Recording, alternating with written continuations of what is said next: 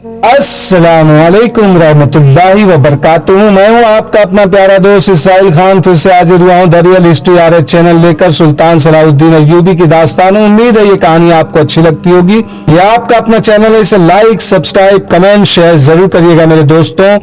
آج کے کردار میں ہے عثمان سارن، رینی، امام، جاسوس برجیس، رینی، آفاق، جائیدان، سلطان صلاح الدین ایوبی. اگر تم اس گھاس اور خیموں کے انباروں کو آگ لگا سکو تو میں یقین سے کہتا ہوں کہ صلیبی حکمران ساری دنیا کو بھول کر وہاں پہنچ جائیں گے. گھاس، کپڑے اور لکڑی کے شعلے آسمان تک جائیں گے. سارے شہر پر خوف طاری ہو جائے گا. آگ لگانے کے ساتھ ہی اگر تم زیادہ سے زیادہ گھوڑوں کو کھول دو تو وہ دوڑ کر ایسا بھاگیں گے کہ لوگوں کو کچلتے پھریں گے. مگر سوچنا یہ ہے کہ آگ کون لگائے گا، گھوڑے کون کھولے گا، اور آگ لگانے کے لیے وہاں پہنچا کس طرح جائے گا. ایک نوجوان نے کہا، فرض کر لو آگ لگ گئی اور وہ عمارت بھی خالی ہو گئی تو ہمیں کیا کرنا ہوگا؟ برجیس نے جواب دیا، میں ساتھ ہوں گا. اس عمارت میں تم میرے بغیر نہیں جا سکو گے. وہاں میرے 2 ساتھی موجود ہیں، وہ مجھے بتا دیں گے کہ لڑکیاں کہاں ہیں. مگر یہ بھی سوچ لو کہ لڑکیاں کو اٹھا لائیں گے تو انہیں کہیں چھپانا بھی ہوگا، اور اس کے بعد کرک کے مسلمانوں پر قیامت ٹوٹ پڑے گی. صلیبی یقین ہی نہیں کریں گے کہ یہ مسلمانوں کے سوا کسی اور کا کام ہو سکتا ہے. امام نے کہا، مسلمان پہلے کتنے کچھ آرام سے ہیں. میں مشورہ دیتا ہوں کہ ہم یہ کام کر گزریں. صلیبیوں کو معلوم ہونا چاہیے کہ مسلمان کتنا ہی مجبور اور بے بس کیوں نہ ہو، وہ غلام نہیں رہ سکتا، اور اس کا وار جگر چاک کر دیا کرتا ہے. برجیس تو تھا ہی کمانڈو قسم کا جاسوس. وہ کوئی راز معلوم کر کے سلطان ایوبی تک پہنچ چکا تھا، کئی راز، اور وہ لے کر جا کر صلاح الدین ایوبی تک پہنچایا تھا. اسے اس قسم کی تخریب کاری کا کوئی موقع نہیں ملا تھا. وہ ایسی شدید کارروائی کی ضرورت محسوس سمجھتا تھا تاکہ صلیبیوں کو معلوم ہو جائے کہ مسلمان کیا کر سکتا ہے. اس نے عثمان سارم اور اس کے ساتھیوں کو سمجھانا شروع کر دیا کہ انہیں کیا کرنا ہے. اس سلسلے کی 2 کڑیاں بہت نازک تھی. ایک یہ کہ آگ لگانے کے لیے 3-4 لڑکیاں جائیں. وہ سنتری سے کس اعلیٰ فوجی حاکم کا پتہ پوچھے اور سنتری کو مار ڈالے. برجیس نے لڑکیوں کو بھیجنے کی اس لیے سوچی تھی کہ عورت، خصوصاً نوجوان لڑکی جو تاثر پیدا کر سکتی ہے، وہ کوئی مرد نہیں کر سکتا. مرد شک پیدا کر سکتا ہے. دوسرا خطرناک مرحلہ یہ آیا کہ کتنے نوجوان صلیبی حکمران کی عمارت پر حملہ آور ہوں. برجیس اور امام نے متفقہ طور پر کہا کہ زیادہ نہ ہو، یہی 8 ہو تو بہتر ہے، کیونکہ زیادہ ہجوم نظر آ سکتا ہے اور کسی نہ کسی کے پکڑے جانے کا خطرہ زیادہ ہوگا. پھر یہ مسئلہ پیدا ہوا کہ اتنی دلیر لڑکیاں کہاں سے ملیں گی. عثمان سارم نے کہا کہ ایک اس کی بہن النور ہوگی. ایک اور نوجوان نے کہا کہ دوسری اس کی بہن ہوگی. باقی 6 نوجوانوں میں سے کسی کی بہن نہیں تھی. امید ظاہر کی گئی کہ یہ 2 لڑکیاں اپنی ایک سہیلی کو ساتھ لے لیں گی. برجیس نے ان لڑکیوں کو ان کا کام سمجھانے کی ذمہ داری اپنے اوپر لی.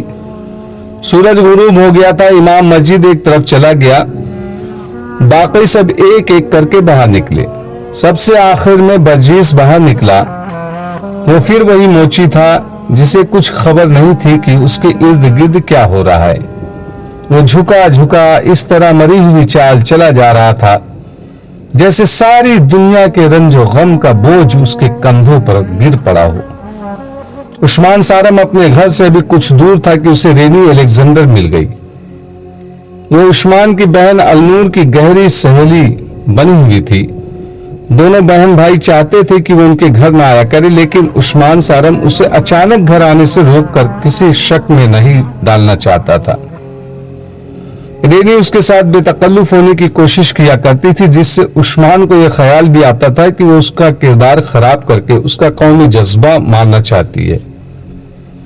اسی شام رینی راستے میں مل گئی. اس نے مسکرا کر دیکھا اور رکنا نہ چاہا، مگر رینی رک گئی اور اس کا راستہ روک لیا۔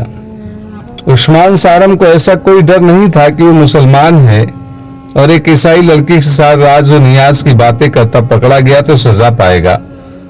وہ جانتا تھا کہ صلیبی اور یہودی انہیں دیکھ کر خوش ہوں گے کیونکہ ایک لڑکی ایک مشتبہ مسلمان نوجوان کو اپنا گرویدہ بنا رہی ہے۔ اور وہ رک گیا اور بولا، میں ذرا جلدی میں ہوں رینی۔ تمہیں کوئی جلدی نہیں عثمان، رینی نے دوستانہ لہجے میں کہا۔ کیا تم اتنی آسانی سے مجھ سے پیچھا چھڑا سکو گے؟ میں تم سے پیچھا چھڑانے کی تو نہیں سوچ رہا۔ جھوٹ نہ بولو عثمان، رینی نے مسکرا کر کہا۔ میں تمہارے گھر سے آ رہی ہوں۔ تمہاری بہن نے مجھے صاف کہہ دیا ہے کہ یہاں اب کم آیا کرو۔ عثمان ناراض ہوتا ہے۔ کیوں عثمان؟ یہ بات تم نے خود کیوں نہ کہہ دی؟ عثمان سارم خاموش رہا۔ اس کی بہن نے جلد بازی سے کام دیا تھا، اس کے لیے جواب دینا مشکل ہو گیا۔ اسے خاموش دیکھ کر رینی نے کہا، مجھے یہ تو بتا دو کہ میں تمہارے گھر کیوں نہ آیا کروں؟ عثمان سارم کی ذہنی حالت کچھ اور تھی، وہ جلدی میں تھا اور اس کے جذبات بھڑکے ہوئے تھے۔ وہ ٹالنے کے لیے کوئی موضوع جواب نہ سوچ سکا۔ اس کے منہ سے وہی بات نکل گئی جو اس کے دل میں تھی۔ اس نے کہا، رینی، معلوم نہیں میں خود کیوں نہ تمہیں کہہ سکا کہ ہمارے گھر نہ آیا کرو۔ اب سن لو، ہماری آپس میں کتنی ہی محبت کیوں نہ ہو، ہم قومی لحاظ سے ایک دوسرے کے دشمن ہیں۔ تم ذاتی محبت کی بات کرو گی، مگر میں قومی محبت کا قائل ہوں جو صلیب اور قرآن میں کبھی پیدا نہیں ہو سکتی۔ یہ میرا وطن ہے، تمہاری قوم یہاں کیا کر رہی ہے؟ جب تک تمہاری قوم کے آخری آدمی کا بھی وجود یہاں رہے گا، ہم ایک دوسرے کے دوست نہیں بن سکتے۔ میرے دل میں جو کچھ تھا وہ تمہیں بتا دیتا ہوں، اور میرے دل میں جو کچھ ہے وہ بھی سن لو، رینی نے کہا۔ میرے دل سے تمہاری محبت نہ صلیب نکال سکتی ہے نہ قرآن۔ میں جب تک تمہیں دیکھ نہ لوں مجھے چین نہیں آتا۔ تمہیں مسکراتا دیکھتی ہوں تو میری روح میں مسکرا اٹھتی ہے۔ سن لو عثمان، اگر تم نے مجھے اپنے گھر آنے سے روکا تو ہم دونوں کے لیے اچھا نہیں ہوگا۔ عثمان سارم نے تحمل سے کہا، تم مجھے دھمکی دے سکتی ہو؟ تم حکمران قوم کی لڑکی ہو نا؟ اگر میرے دماغ میں حکمرانی کا نشہ ہوتا تو تم یہاں نہ کھڑے ہوتے، قید خانے میں گل سڑ رہے ہوتے، رینی نے کہا۔ کیا تم یہ سمجھ بیٹھے ہو کہ مجھے تمہارے متعلق کچھ معلوم ہی نہیں؟ کہو تو تمہاری زمین دوز کارروائیوں کی تفصیل سنا دوں، کہو تو تمہارے گھر سے وہ سارے خنجر، تیر و کمان اور آتش گیر مادہ برآمد کرا دوں جو تم نے اپنے گھر میں میری قوم اور میری حکومت کے خلاف استعمال کرنے کے لیے چھپا رکھا ہے، اور جو تمہیں گھر میں رکھنے کی اجازت نہیں۔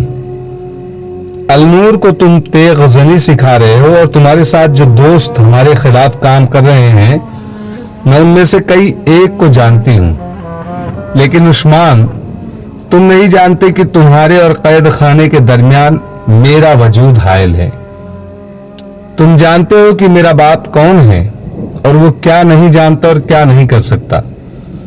وہ 5-6 مرتبہ گھر میں بتا چکا ہے کہ عثمان کی گرفتاری ضروری ہو گئی ہے۔ میں نے 5-6 مرتبہ جب میرے والد نے کہا، باپ سے منت کر کے کہا ہے کہ عثمان کی بہن میری بڑی پیاری سہیلی ہے اور اس کا باپ ایک ٹانگ سے معذور ہے۔ 2-3 بار میرے باپ نے مجھے ڈانٹ کر کہا ہے کہ میں تم لوگوں کے ساتھ تعلق توڑ دوں۔ مجھے یہ بھی کہا گیا ہے کہ مسلمان اس قابل نہیں کہ ان کے ساتھ اتنی زیادہ محبت اور مروت کی جائے، لیکن میں ماں باپ کی اکیلی اولاد ہوں، وہ مجھے ناراض بھی نہیں کرنا چاہتے۔ سورج غروب ہو گیا تھا، شام تاریک ہونے لگی تھی۔ عثمان سارم خاموش رہا، اس کا ذہن کسی اور طرف تھا۔ وہ کچھ جواب دیے بغیر چل پڑا۔ ابھی 2 ہی قدم اٹھانے تھے کہ رینی نے آگے ہو کر اسے اس طرح روک لیا کہ اس کا سینہ عثمان کے سینے سے لگ گیا۔ رینی نے دونوں ہاتھوں سے اس کے کلوں پر رکھ دیے۔ اس کے جسم سے عثمان کو ایسی عطر بیز خوشبو آئی جو مسلمان گھرانہ میں نہیں ہوتی تھی۔ لڑکی اس کے قریب ہو گئی، اتنی قریب کہ ان کی سانسیں ٹکرانے لگی۔ رینی کے ملائم ریشم جیسے بال جب عثمان سارم کے گالوں سے لگے تو وہ یوں تڑپ اٹھا جیسے فندے سے آزاد ہونے کی کوشش کی ہو۔ رینی نے اسے چھوڑ دیا۔